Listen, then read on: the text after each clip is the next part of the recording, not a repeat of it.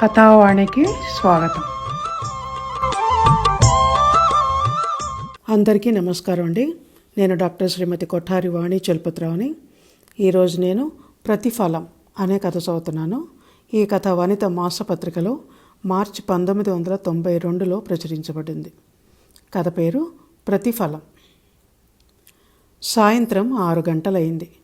Office నుండి వస్తూ స్కూలుకు వెళ్ళి 4 ఏళ్ల స్వర్ణను తీసుకొని ఇంటికి వచ్చారు కిరణ్, రచన. రచన తాళం తీస్తూ ఉంది. కిరణ్ లెటర్ బాక్స్ ఓపెన్ చేసి చూశాడు. ఇన్లాండ్ కవర్ చింపి చదివి, నాన్న రాశారు, అమ్మకు ఆరోగ్యం సరిగా లేదట, డాక్టర్కు చూపించాలని రేపిద్దరూ ఇక్కడికి వస్తున్నారు, స్టేషన్కు రమ్మని రాశారు అన్నాడు కిరణ్. ఆ మాటలు అంటున్నప్పుడు అతని ముఖం గంభీరంగా మారిపోయింది. పైకి మాత్రం మామూలుగా కనిపించటానికి ప్రయత్నించాడు. అత్తగారు మామగారు వస్తున్నారనగానే రచన గుండెల్లో రైళ్లు పరిగెత్తాయి. ఏవో పనుల మీద 5-6 నెలలకోసారి పట్నం వచ్చి 10-15 రోజులుండి వెళ్లే అత్తగారు మామగారు లోగడ మిగిల్చి వెళ్ళిన అనుభవాలు గుర్తుకు రాగా రచన ఉదాసీనంగా ఉండిపోయింది. తన ఇంట్లో తను పరాయిదైనట్టు, తన నీడను చూసే తను భయపడుతున్నట్టు అనిపిస్తుంది వాళ్ళు ఉన్నన్ని రోజులు. రోజులు యుగాల్లా భారంగా నత్తనడక నడుస్తున్నట్టు భావన కలుగుతుంది. అప్రయత్నంగా తనలో కలిగిన ఆలోచనకు ఆ తర్వాత తనలో తనే నొచ్చుకుంది రచన. కష్టమైన నిష్ఠూరమైన వాళ్ళ స్వభావాలు ఎటువంటివైనా తన భర్త తల్లిదండ్రులుగా వాళ్ళని గురించి తను అలా ఆలోచించకూడదు అనుకుంది. ఆ మర్నాడు తెల్లవారినప్పటి నుంచి తెగ హడావుడి పడిపోతూ ఇల్లు సర్దటం, వంట చేయటం వంటి పనులు చేస్తున్నది రచన. భార్య హడావుడి గమనించి, ఈరోజు ఆఫీసుకు రానట్టేనా అని ప్రశ్నించాడు కిరణ్. ఎలాగండి, ఈరోజు మీ అమ్మ నాన్న వస్తున్నారు కదా, ప్రయాణం చేసి వచ్చిన వాళ్లకు ఇంటికి వచ్చేసరికి మంచినీళ్ళు ఇచ్చే దిక్కు కూడా లేకుంటే ఏం బాగుంటుంది? అలసిపోయి వచ్చిన వాళ్లకు దగ్గర ఉండి అన్నం వడ్డించకపోతే ఏం మర్యాదగా ఉంటుంది అంది రచన. నీ ఇష్టం, అయితే నేను వెళ్తున్నాను అన్నాడు కిరణ్ క్లుప్తంగా. స్టేషన్కి వెళ్ళటం మర్చిపోకండి, ఆఫీస్ పనిలో పడితే గుర్తుండదు అనుకుంటే ఇప్పుడే చెప్పండి, ఫోన్ చేసి గుర్తు చేస్తాను. అవసరం లేదులే, గుర్తుంటుంది. తప్పకుండా వెళ్ళండి, లేకుంటే మీ నాన్నగారి కోపం వస్తుంది అని మరొకసారి భర్తకు చెప్పి లోపలికి వచ్చింది రచన. సరిగ్గా మధ్యాహ్నం 1 గంటకు ఇంటి ముందు ఆటో ఆగిన శబ్దం అయింది. చేస్తున్న పని వదిలేసి మర్యాదపూర్వకంగా గేటు వరకు వెళ్ళింది రచన. చంకలో గొడుగు, చేతిలో సూట్ కేసుతో మామగారు, 2 చేతులతో 2 టిఫిన్లు మోయలేక మోస్తూ అత్తగారు ఆటో దిగి వస్తూ కనిపించారు. మీటర్ ఛార్జీ చూసి ఆటో వాడికి డబ్బులు ఇచ్చి పంపించాడు కిరణ్. ఎదురు వెళ్ళి అత్తగారి చేతిలోని స్టీల్ టిఫిన్ క్యారియర్ అందుకుంటూ, బాగున్నారా అత్తయ్య అని కుశల ప్రశ్నలు వేసింది రచన. తన భారీ కాయాన్ని అతి భారంగా ఆయాసపడుతూ కుర్చీలో చేరవేసి, అబ్బా ఏం బాగో, కాస్త నడిస్తే ఆయాసం, గుండెల్లో దడ, బీపీ ఉందని అంటున్నారు అక్కడి డాక్టర్లు. ఏవో పరీక్షలు చేయాలట, అవన్నీ మీ మామగారికి ఏం తెలుస్తాయి? ఇక్కడైతే కిరణ్ ఉన్నాడు కదా, అన్నీ వాడే చూసుకుంటాడని వచ్చేశాను అంది రచన అత్తగారైన కనకదుర్గమ్మ గారు. కాళ్ళు కడుక్కోండి, భోజనం చేద్దరు గాని అన్న కోడలి మాట ఆకలితో ప్రాణాలు అడుగంటిపోతున్న ఆమె చెవులకు నాగస్వరంలా వినిపించింది. ఈ రోజైనా ఇంట్లో ఉంటావో ఆఫీస్కి వెళ్ళిపోతావో అని హడలు చచ్చాను. ప్రయాణంలో ఒళ్ళు హూనం చేసుకొని అలసట ఆకలితో ఇల్లు చేరితే పలకరించే దిక్కు కూడా లేకుంటే ఎందుకు వచ్చామా అని ప్రాణం ఉసూరు అనిపిస్తుంది అంది. ఆఫీసులో ఏదైనా ముఖ్యమైన పని ఉంటే తప్ప మీరు వస్తున్న రోజు సామాన్యంగా సెలవు పెడతాను అత్తయ్య అంది రచన అత్తగారికి మామగారికి నెయ్యి వడ్డిస్తూ. ఏం ఉద్యోగాలో ఏమిటో, ఉద్యోగం చేస్తున్న పిల్ల మనకొద్దురా అంటే వినకుండా నిన్ను పెళ్లి చేసుకున్నాడు. ఇంటి పట్టున ఉండి కమ్మగా వండిపెట్టే ఆడది ఉంటే ఎంతైనా మగవాడికి ఆ సుఖమేం వేరు. పిల్లను పరాయి వాళ్ళకు అప్పగించి మీరిద్దరూ అస్తమానం చెరొక ఆఫీస్కు అంటుకొని పోవటం, ఇంటికి ఏ చుట్టమో పక్కమో వచ్చాడంటే ఇక వాడి గడ్డి వాడు కరవాల్సిందే అంది కనకదుర్గమ్మ వచ్చినప్పటి నుంచి వదిలిపెట్టకుండా గలగలా మాట్లాడుతూ. అంతవరకు తల వంచుకొని భోజనం చేస్తున్న అచ్యుతరామారావు గారు, నీకెందుకే అవన్నీ? నువ్వు చెప్పినట్టు వినటానికి వాళ్ళు ఇంకా చిన్నపిల్లలా ఏమిటి? అయినా పెద్దలు చెబితే పిల్లలు వినే రోజులు ఎప్పుడో పోయాయి. ఇప్పుడు ఎవరి సంసారాలు వారివి, ఎవరి ఇష్టాలు వారివి. 4 రోజులు చుట్టపు చూపులా వచ్చిందానివి, నీకెందుకు అవన్నీ అన్నాడు భార్యను మందలిస్తున్న ధోరణిలో. మామగారి మాటలకు మనస్సు చివుక్కుమన్నా ఆయన ధోరణి అలవాటైందే కనుక మౌనం వహించింది రచన. 2 రోజుల వరకు డాక్టర్లు, టెస్టులు అంటూ హాస్పిటల్ చుట్టూ తిరగటమే సరిపోయింది కిరణ్కు. దాంతో ఆఫీస్కు సరిగా పోలేకపోయాడు. ఆఫీస్ పనంతా ఎక్కడిదక్కడే ఉండిపోయింది. ఎల్లుండి ఆడిట్ కూడా ఉంది. ఈరోజు ఆఫీసర్తో తిట్లు తప్పవు. షూస్ వేసుకుంటూ ఆఫీస్కు సిద్ధమవుతున్న కిరణ్ గొణుక్కున్నాడు. కోడలు ఇచ్చిన కాఫీ గుటకలు వేస్తూ తాగుతున్న అచ్యుతరామారావు గారు అకాల మేఘంలా విరుచుకుపడ్డారు ఆ మాటలకు. ఎందుకురా అంత విసుగు, కోపం? ఎవరికో పరాయి వాళ్లకు చేస్తున్నట్టు అలా బాధపడిపోతావేంటి? పెద్దవాడవై నీకు ఇల్లు పెళ్ళాం వచ్చేసరికి కన్నతల్లి పనికి రాకుండా పోతోందా? కన్న కొడుకుగా తల్లికి తండ్రికి సేవ చేయాల్సిన బాధ్యత నీకు లేదా అన్నాడు నిష్ఠూరంగా. అనవసరంగా తండ్రికి అంత కోపం ఎందుకొచ్చిందో, ఇప్పుడు తనేం తప్పు మాట్లాడాడో అర్థం కాక తికమక పడిపోయాడు కిరణ్. అంతలోనే కనకదుర్గమ్మ తను కల్పించుకుంది. ఊరుకోండి, వాడిని ఎందుకంటారు? అడ్డాలనాడు బిడ్డలు కానీ గడ్డాలొచ్చాక బిడ్డలా అన్నారు. అందుకే ఎప్పుడో చిన్నప్పుడు తాగాడు వాడు తల్లిపాలు, ఇంకా గుర్తుంటాయా అంటూ. ఆ మాటలకు ఒళ్ళు మండిపోయింది కిరణ్కు. ఇప్పుడు నేనేమన్నానని మీరిద్దరూ అలా నిష్ఠూరాలు ఆడుతున్నారు? ఆఫీస్లో పనుందని అనుకోవటం కూడా తప్పేనా?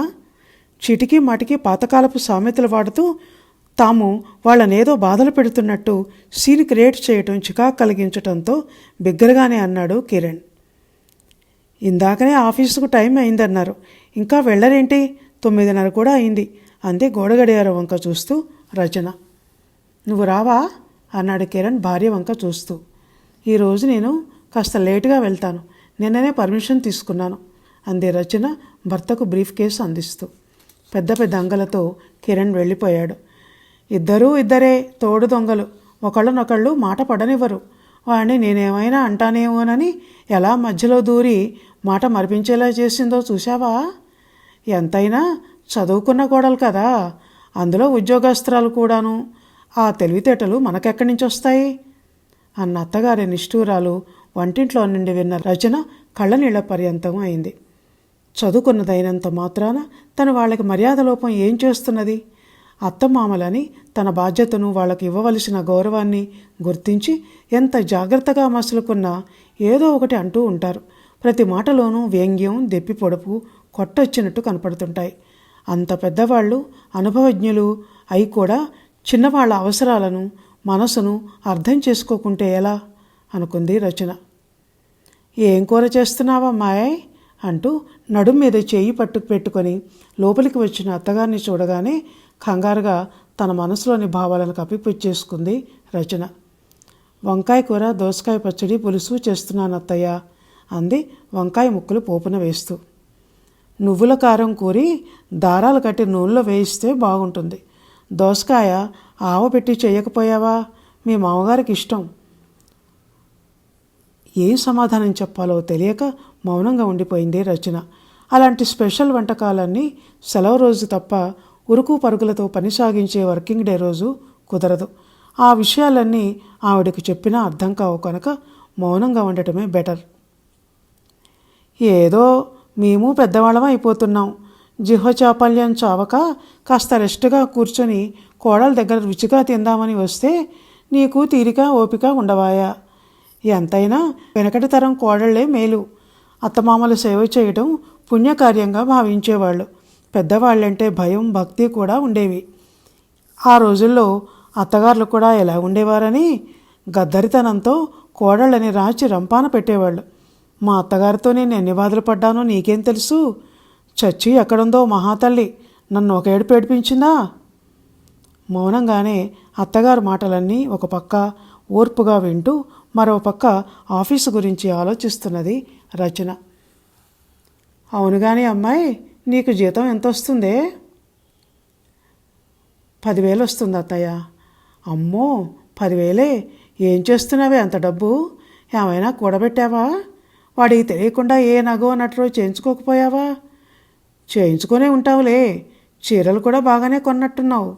రోజుకో చీర ఆఫీసు కట్టుకెళ్తుంటే కనపడుతూనే ఉన్నాయిగా. అప్పుడు నువ్వు పెట్టిన గుంటూరు జరీ చీర నీళ్ళలో వేయగానే రంగుపోయిందమ్మాయి. ఈసారి ఎలాగైనా గద్వాల చీర కొనిపెట్టాలి. ఇద్దరూ సంపాదిస్తున్నారు. సంవత్సరానికి ఒక్కసారైనా తల్లికి అనువైన చీర పెట్టాలని మగవాడు గనక వాడికి ఎలాగో తెలియదు. ఆడవాళ్ళకైనా మర్యాదలు మన్ననలు తెలియకపోతే ఎలా? అంది ఆవిడ. ఇకనైనా నోరు విప్పక తప్పదని అనుకుంది రచన. సిటీలలో ఎంత వచ్చినా సరిపోదత్తయ్యా. ఇంటి కిరాయి, కిరాణా కొట్టు బిల్లు, పిల్లల స్కూల్ ఖర్చులు పోను, పాలు, పని మనిషి, చాకలి, ఇలా ఎన్ని ఖర్చులో. ఇవన్నీ కాక ప్రతి నెల ఏవో ఒక ఎక్స్ట్రా ఖర్చులు అంది. ఆ ఖర్చులన్నీ మాకు మాత్రం లేవా? ఈ మధ్య వ్యవసాయం ఖర్చులు కూడా చాలా పెరిగిపోయాయి. పంట చూస్తే పెట్టుబడి మందమే తప్ప మిగిల్చి వచ్చేదేమీ కనిపించటం లేదు. ఎంతైనా బస్తీలలో ఉండి ఉద్యోగాలు చేసుకునే వాళ్ళ పనే హాయిగా ఉంది. ఫస్ట్ వచ్చేసరికి ఇన్ని డబ్బులు చేతిలో పడతాయని లెక్కైనా ఉంటుంది అంది కనకదుర్గమ్మ తమాషాగా చేతులు తిప్పుతూ. ఎక్కడి ఖర్చులు అక్కడే, ఎక్కడి సాధక పథకాలు అక్కడే ఉన్నాయి. నిజమే. కానీ ఏనాడు ఇవి మన చేలో పండినవి అని బియ్యం, పప్పులు కూడా ఆమె పంపించి ఎరగదు.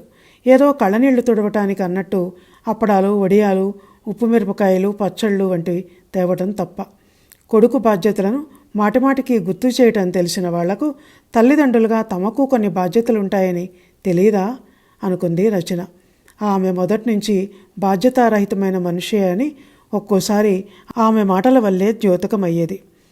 తను కూతురు స్వర్ణకు వెంటబడి బ్రతిమిలాడి అన్నం తినిపించటం, బలవంతంగా కూర్చోబెట్టి హోంవర్కులు చేయించటం, మాటిమాటికి నీట్నెస్, డిసిప్లిన్ అంటూ మంచి బుద్ధులు చెప్పటం, ఇవన్నీ చూస్తున్న అత్తగారు, నీకు చాదస్తం, ప్రతిదానికి పట్టింపులు, దాన్ని ఎందుకలా ఊపిరి సలపనీయకుండా చేస్తావు? ఈ వైనాలు నా దగ్గర పనికిరావు. పిల్లలు చిన్నప్పుడు నేనైతే ఇంత అన్నం కలిపి ముందు పెట్టేదాన్ని. తిన్నంత తిని మిగిలింది పారేసేవాళ్ళు.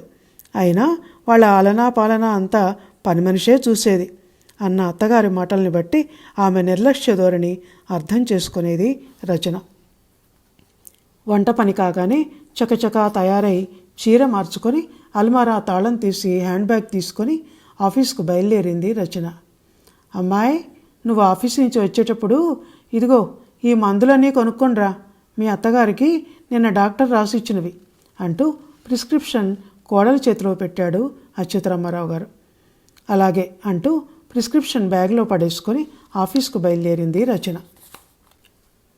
నాణ్యానికి బొమ్మ బొరుసు రెండూ ఉన్నట్లు ప్రతి సమస్యకు రెండు పక్కలు ఉంటాయి. ఏ సమస్యనైనా ఎప్పుడూ ఒకే రీతిగా ఆలోచించటం, ఒకే మూసలో పోసి కరిగించినట్టుండే నిర్ణయాలు తీసుకోవడం మనకు బాగా అలవాటైపోయింది. లోకంలో మంచి చెడులు అందరిలో ఉంటాయి కనుక పెద్దవాళ్ళంతా మంచివాళ్ళు, పిల్లలంతా చెడ్డవాళ్ళని కానీ, చిన్నవాళ్ళంతా మంచివాళ్ళు, పెద్దలు చెడ్డవాళ్ళని కానీ మూకమ్మడి అభిప్రాయాలు తీసుకొని గుడ్డిగా నిర్ణయాలు చేయటం న్యాయం కాదు. స్వార్థంతో బాధ్యతలు మర్చి వృద్ధాప్యంలో ఉన్న తల్లిదండ్రులను నిర్లక్ష్యం చేసే కొడుకులు ఉన్నట్టే హక్కుల పేరిట శక్తిని మించిన బరువును భుజాల మీద వేసి కొడుకులను పీడించుకు తినే తల్లిదండ్రులు ఈ లోకంలో ఉన్నారు. ఇదంతా వారి వారి స్వభావాలను బట్టి ఉంటుంది. అవగాహన లోపం ఎవరిలో ఉన్నా కుటుంబాలలో అశాంతి, మనస్తాపం చోటు చేసుకుంటాయి. కోడలు ఇంట్లో అడుగుపెట్టినప్పటి నుండి కొడుకు తనకు కాకుండా పోతున్నాడని ఓ తల్లి ఎలా బాధపడుతుందో, తన భార్య వచ్చినప్పటి నుంచి తన తల్లి తనను పరాయివాడిగా చూస్తున్నదని, తన భార్యని ఆమె శత్రువుగా భావిస్తున్నదని ఆ కొడుకు బాధపడవచ్చు కదా. ఇంట్లో మనస్పర్ధలు చెలరేగినప్పుడు తల్లి, భార్య అనే రెండు ముఖ్యమైన బంధాల మధ్య పడి ఆ మగవాడి ప్రాణం ఎలా నలిగిపోతుందో ఆలోచించగలిగిన వాళ్లకు ఇట్టే అర్థమైపోతుంది. అసలు నిజం ఆలోచిస్తే దీనికంతటికీ కారణం మనసుకి మధ్య ఉండాల్సిన ప్రేమ మనిషి స్వార్థం వెనకబడి మరుగైపోవటమే. ఎవరికి వారే తాము నిర్వహించిన బాధ్యతలను వెలగట్టి అణాపైసలతో సహా తిరిగి హక్కుల పేరిట వసూలు చేయాలని చూడటమే. కొడుకును పెంచి పెద్ద చేసినందుకు అయిన ఖర్చును అతడు సంపాదనపరుడైన తర్వాత తిరిగి ఎలా వసూలు చేయాలా అని లెక్క వేసే తల్లిదండ్రులు కనిపించినప్పుడు వాళ్ళ లోపల దాగి ఎండి బీడులైన హృదయాలను మనం నిస్సంకోచంగా చూడవచ్చు. పెరిగి పెద్దై స్వతంత్రుడై తన కాళ్ళ మీద తాను నిలబడగలిగిన కొడుకు తల్లికి కొంత దూరం కావటం సహజమే. కానీ ఆ దూరం మానసికంగా కాకూడదు. ఉదయం తండ్రికి తనకు మధ్య జరిగిన ఘర్షణ కిరణ్లో ఆలోచించిన కొద్దీ చిరాకు కలిగిస్తోంది. అయినా అవసరం ఉండి ఉదయం ఆఫీస్కి వెళ్తూ, నాన్న మీ దగ్గర ఓ 2,000 ఉంటే ఇవ్వండి, చేతిలో ఈరోజు అస్సలు డబ్బులు లేవు అని అడిగాడు కిరణ్. నేను మీ అమ్మ వచ్చి డాక్టర్ ఖర్చులు మందు ఖర్చులు నీతో పెట్టించామనే కదా నా డబ్బులు నాకు ఇవ్వమన్నట్టు అడుగుతున్నావు. నీ పెళ్ళాన్ని చెప్పిందా అడగమని? మేము మాటిమాటికి వచ్చి తినిపోతున్నామని ఆవిడ గారికి కష్టంగా ఉన్నట్టుంది. అలాంటిది ఏమైనా ఉంటే ముఖాన్నే చెప్పేయమను. మళ్ళీ నీ ఇంటి గుమ్మం తొక్కను. 3 కొడుకులు ఉన్నారనే కానీ ఎవరింటికి పోయినా ఇదే తీరు. అమ్మకు నాన్నకు అన్నం పెట్టినందుకు కూడా ఖరీదు కడుతున్నావన్నమాట అన్నారు అచ్యుతరామయ్య గారు కొడుకు వంక తీక్షణంగా చూస్తూ. ఎందుకు నాన్న చిన్న విషయానికి నానా రభస చేస్తారు? డబ్బులు అవసరం ఉండి కన్న తండ్రి ఉండగా పరాయి వాళ్ళని అడుక్కోవటం ఎందుకని అడిగాను. దానికి ఎంత చదువుతారని తెలిస్తే అసలు అడిగేవాడినే కాదు చిరాకుగా అన్నాడు కిరణ్. 2 సంపాదిస్తున్నారు, అయినా ఇంట్లో డబ్బులు లేవంటే నమ్మటానికి నేనేమైనా వెర్రి వెంగళాయిని అనుకున్నావా? మమ్మల్ని వెళ్ళగొట్టడానికి ఇదో వేషం నిరసనగా అన్నారు అచ్యుతరామారావు గారు. అప్పుడే గోడ కానుకొని కూర్చుని ఒత్తులు చేసుకుంటున్న కనకదుర్గమ్మ ఆ తండ్రి కొడుకుల వాదనను ఆటంకపరిచే ఉద్దేశంతో అన్నట్టుగానే మరో చురక అంటించింది. ఇంకా ఊరుకోండి, ఎందుకు లేనిపోని గొడవ? కడుపు చించుకుంటే కాళ్ళ మీద పడుతుంది. ఇలాంటి కొడుకుల గురించి ఎన్ని కథలు చదవటం లేదు, ఎన్ని సినిమాలు చూడటం లేదు. అలాంటి నిర్భాగ్యపు తల్లిదండ్రుల్లో మనము ఒకళ్ళం. కొడుకులు ఏదో ఉద్ధరిస్తారని గంపెడ ఆశ పెట్టుకొని రావటం మందే బుద్ధి తక్కువ అంది మండుతున్న మంటలో మరి 2 కట్టెలు పడేస్తూ. వాళ్ళ మాటలకు చిరాకుతో పాటు ఆశ్చర్యం కూడా కలిగింది కిరణ్కు. పట్నం తీసుకొస్తే వైద్యానికి డబ్బు ఎక్కువ ఖర్చు అవుతుందని పల్లెటూరులో నాటు వైద్యాలు చేయించి తాతయ్య చావుకు కారణమైన తండ్రి, పక్షవాతంతో మంచాన పడ్డ బామ్మను రోజు సూటిపోటి మాటలతో తిట్లతో బతికుండగానే శవంగా మార్చిన తల్లి ఇప్పుడు ఏ ధైర్యంతో ఇన్ని మాటలు అంటున్నారో అర్థం కాలేదు.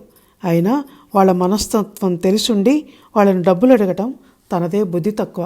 కొడుకుగా నీదే బాధ్యత అన్నట్టు జేబులో 1000 రూపాయలున్నా బయటికి 1 రూపాయి తీసి ఖర్చు పెట్టని నాన్న తనకు చెందాల్సిన హక్కుల గురించే తప్ప తండ్రిగా తన అవసరాలను ఇబ్బందులను గుర్తించని నాన్న గురించి ఈరోజు తను తప్పు అంచనా వేశాడు అనుకుంటూ విసురుగా అక్కడి నుంచి వెళ్ళిపోయాడు కిరణ్. ఆ సంభాషణ విన్న రచన మనసంతా చేదుగా మారిపోయింది. ఏ విషయాన్నైనా మనసులోనే ఉంచుకొని తనలో తానే బాధపడటం తప్ప ఏనాడు పెదవి విప్పి మాట్లాడి ఎరగదు రచన. కన్న కొడుకు కష్టసుఖాలని అర్థం చేసుకోలేని వాళ్ళు ఇక కోడల గురించి ఆలోచించే ప్రయత్నమైనా చేస్తారని అనుకోవటం వెర్రి భ్రమ. పిల్లలకు మార్గదర్శకులు కావాల్సిన తల్లిదండ్రులే పిల్లలు తప్పు చేస్తే మందలించాల్సిన పెద్దలే చిన్న మనస్సుతో ఆలోచిస్తుంటే ఇక ఈ సమాజాన్ని ఎవరు సరిదిద్దుతారు? వృద్ధాప్యం, పెద్దతనం అనేవి కేవలం వయసుకొస్తే సరిపోవని, మనసుకు కూడా రావాలని చిన్నవాళ్ళు చెప్తే వాళ్ళని అగౌరవపరిచినట్టు ఉంటుంది, అవమానించినట్టు అవుతుంది. పెద్దలంటే గౌరవం లేకుండా పోతున్నదని నలుగురు ఆ చిన్నలనే నిందిస్తారు. కనుక పిల్లలు పెద్దలకు చెప్పకూడదు. మరి పెద్దలకు ఎవరు చెప్పాలి? ఒకరితో చెప్పించుకోవలసిన వయసు దాటిపోయిన వాళ్లకు ఎవరు చెప్పినా బాగుండదు. కనుక పెద్దలు మీరే ఆలోచించండి. పిల్లల మనసులతో పాటు నేటి దేశకాల పరిస్థితులను కూడా అర్థం చేసుకోవటానికి ప్రయత్నించండి. ఇదండి కథ. కథ విన్నందుకు ధన్యవాదాలు.